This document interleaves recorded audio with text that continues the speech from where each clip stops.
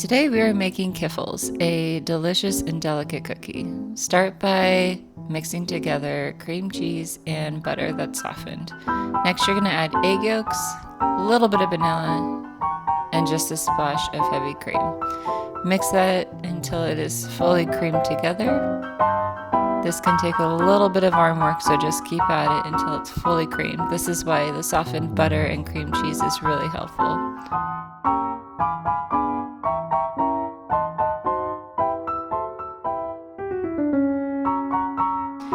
Next, you're going to add the flour and a little bit of salt. Mix that thoroughly. Once the dough starts coming together, then you can start using your hands to form it into a nice smooth ball.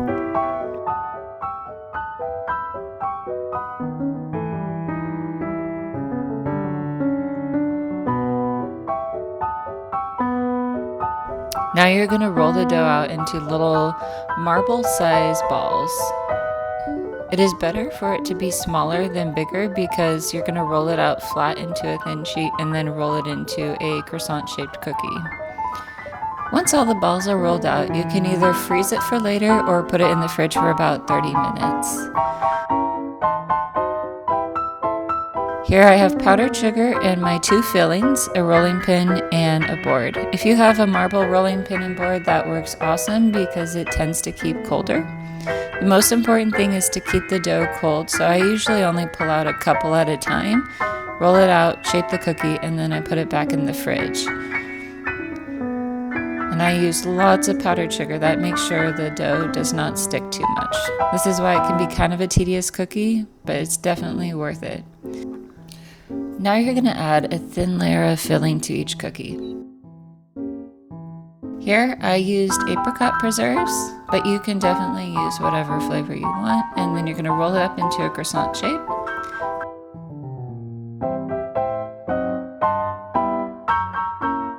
Now here I'm showing you an example of what happens when the dough becomes too warm or when you don't use enough powdered sugar. The dough does tend to stick quite a bit and it can tear. However, this is a very forgiving cookie because you're just going to roll it up anyways. Just try to keep adding more powdered sugar or put it in the refrigerator or freezer for a couple of minutes, and that'll help a lot. And again, you want it very thin. That's going to create those beautiful layers in the cookie. And if you have too many holes, just kind of patch it up by folding the cookie over. Here's the chocolate filling I used. I melted it and then I let it cool. You don't want to use a hot spread of chocolate because that's going to melt the cookie. So here are all my cookies. I'm separated from the apricot from the chocolate, just because the filling can sometimes ooze out if you put too much.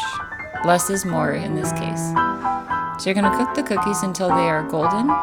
This takes about 12 to 14 minutes. I check it around 12 minutes, and then I add a minute each time and keep checking. You're going to then sprinkle with powdered sugar. This creates a very festive look that I love.